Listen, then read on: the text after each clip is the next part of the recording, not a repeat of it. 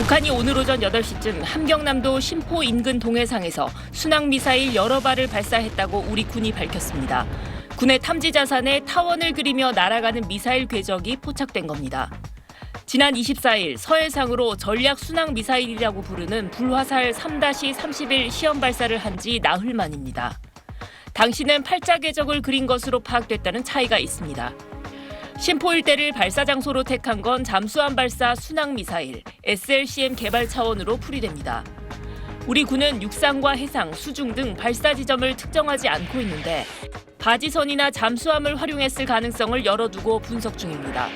앞서 북한은 지난해 3월 심포 주변에서 잠수함 어뢰 발사관을 통해 순항미사일 2발을 쐈고 9월엔 신형 잠수함을 진수하면서 전술 핵공격 잠수함이라고 주장했습니다. 잠수함 플랫폼을 활용해 한미의 탐지를 피하는 무기 체계를 더 개발해 주일 미군 기지까지 사정권에 넣겠다는 의도로 분석됩니다. 사전 탐지가 어렵죠. 1,500km, 2,000km인데 실제로 북한에서 주인공 기지까지 타격하려면 그렇게 수천 킬로가 필요 없습니다. 충분히 있죠.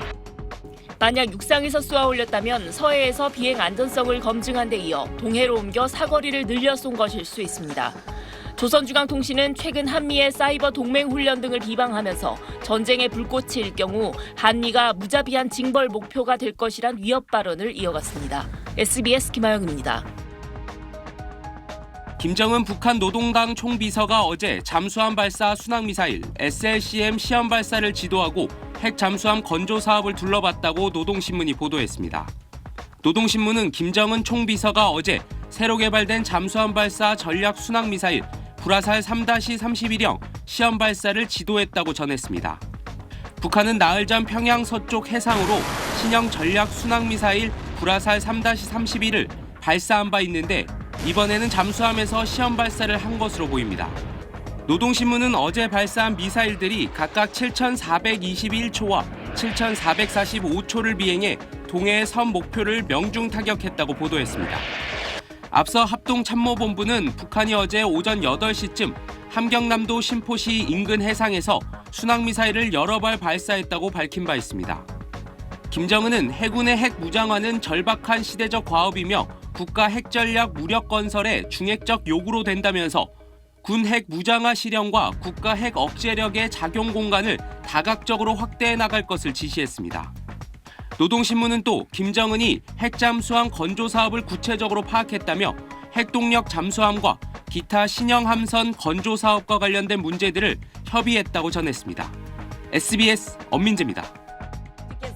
김정은 총비서가 손가락으로 가리키는 끝에 북한이 새로 개발했다고 주장하는 잠수함 발사 전략 순항 미사일 불화살 3-31형이 보입니다. 미사일이 수면 위에서 솟구쳐 날아가지만 어디서 발사된 건지 북한이 공개한 사진만으로는 확인되지 않습니다.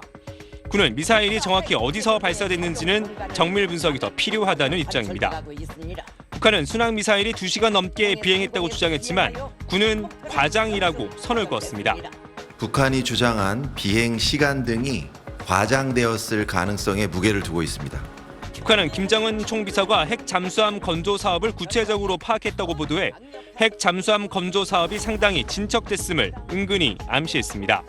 핵 동력 잠수함과 기타 신형 함선 건조 사업과 관련한 문제들을 협의하시고 그 집행 방도에 대한 중요한 결론을 주셨습니다.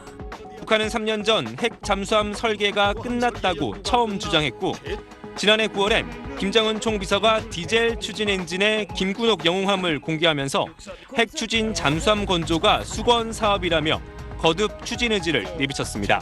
현장 시찰을 한 거 보면은 현재 핵 추진 잠수함 건조 공정이 어느 정도 진전이 있다. 여러 가지 기술 지원을 요청했고 어느 정도 성사되었지 않나 이렇게 판단을 해요. 북한은 나흘 만에 지상에 이어 해상에서도 전술핵을 탑재할 수 있다는 불화살 3-31형을 발사했지만 그 실체를 판단할 근거는 여전히 부족하다는 지적이 많습니다. SBS 최재영입니다.